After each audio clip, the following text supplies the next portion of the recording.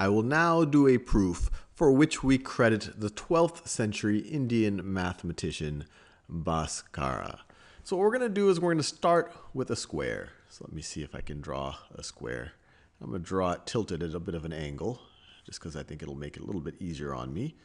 So my best attempt at drawing something that reasonably looks like a square. You have to bear with me if it's not exactly a tilted square. So that looks pretty good.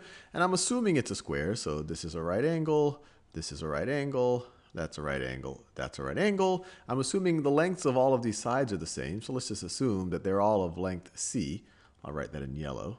So all of the sides of this square are of length C. And now I'm going to construct 4 triangles inside of this square. And the way I'm going to do it is I'm going to be dropping, so here I'm going to go straight down. I'm going to drop a line straight down and draw a triangle that looks like this. So I'm going to go straight down here. Here I'm going to go straight across. And so since this is straight down and this is straight across, we know that this is a right angle. Then from this vertex on our square, I'm going to go straight up. And since this is straight up and this is straight across, we know that this is a right angle.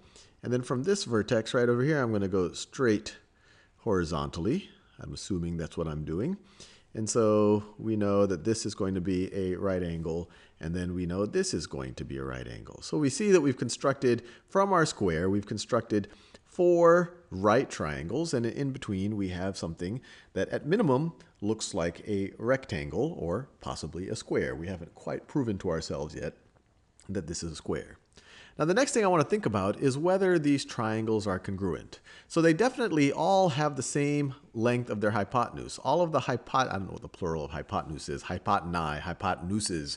They have all length C. The side opposite the right angle is always length C. So if we can show that all the corresponding angles are the same, then we know it's congruent. If you have something where all the angles are the same and you have a side that is also the corresponding side that's also congruent, then the whole triangles are congruent.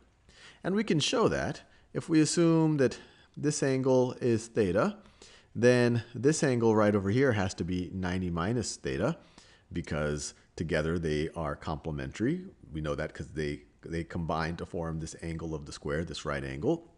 If this is 90 minus theta, we know this angle and this angle have to add up to 90, because we only have 90 left when we subtract the right angle from 180.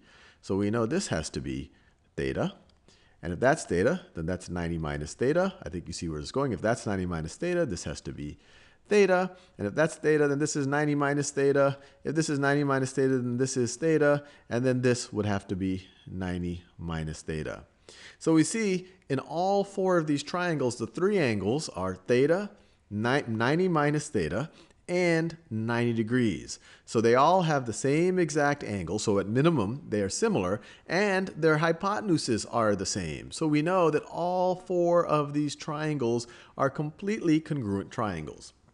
So with that assumption, let's just assume that the longer side of these triangles, that these are of length B. So the longer side of these triangles, I'm just going to assume. So this length right over here, that is, I'll call that lowercase b. And let's assume that the shorter side, so this distance right over here, this distance right over here, this distance right over here, that these are all, this distance right over here, that these are of length A. So if I were to say this height right over here, this height is of length, that is of length A. Now we will do something interesting. Well, first, let's think about the area of the entire square. What's the entire area of the entire square in terms of C? Well, that's pretty straightforward. It's a C by C square. So the area here, the area is equal to C squared. Now what I'm going to do is rearrange 2 of these triangles and then come up with the area of that other figure in terms of A's and B's, and hopefully it gets us to the Pythagorean theorem. And to do that, so we don't lose our starting point, because our starting point is interesting, let me just copy and paste this entire thing. So I don't want it to clip off. So let me just copy and paste this. Copy and paste. So this is our original diagram. And what I will now do, and actually let me clear that out. Edit clear. I'm now going to shift. This is the fun part. I'm going to shift this triangle here in the top left. I'm going to shift it below this triangle on the bottom right. And I'm going to attempt to do that by copying and pasting. So let's see how much, well, the way I drew it, it's not that easy. Well, that might do the trick. I want to retain a little bit of the, so let me copy, or let me actually cut it, and then let me paste it. So that triangle, I'm going to stick right over there. Stick that right over there, and let me draw in the lines that I just erased. So just to be clear, we had a line over there, and we also had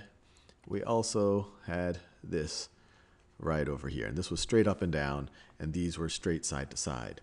Now, so I moved this part over down here, so I moved that over down there, and now I'm going to move this top right triangle down to the bottom left.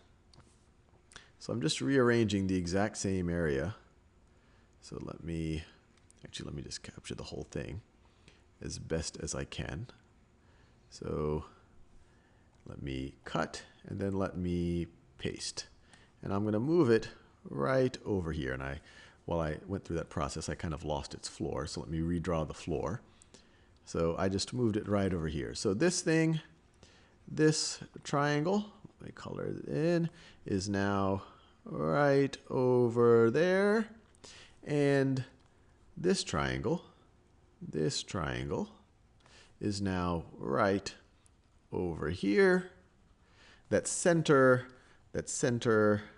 square, and it is a square, is now right over here. So hopefully you can appreciate how we rearranged it. Now my question for you is, how can we express the area of this new figure, which has the exact same area as the old figure? I just shifted parts of it around. How can we express this in terms of A's and B's? Well, the key insight here is to recognize the length of this bottom side. What's the length of this bottom side right over here? The length of this bottom side, well, this length right over here is B. This length right over here is A. So the length of this entire bottom is A plus B. Well, that by itself is kind of interesting. But what we can realize is that this length right over here, which is the exact same thing as this length over here, was also A. So we can construct an A by A square. So this square right over here is A by A, and so it has area A squared. Let me do that in a color that you can actually see. So this has area of A squared. And then what's the area of what's left over? Well, if this is length A, then this is length A as well.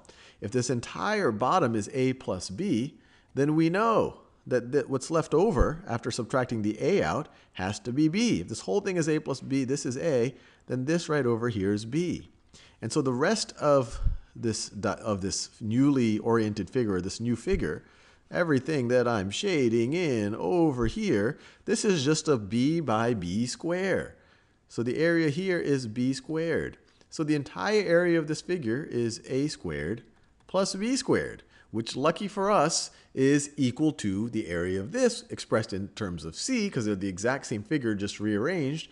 So it's going to be equal to C squared. And it all worked out, and Bhaskara gave us a very cool proof of the Pythagorean theorem.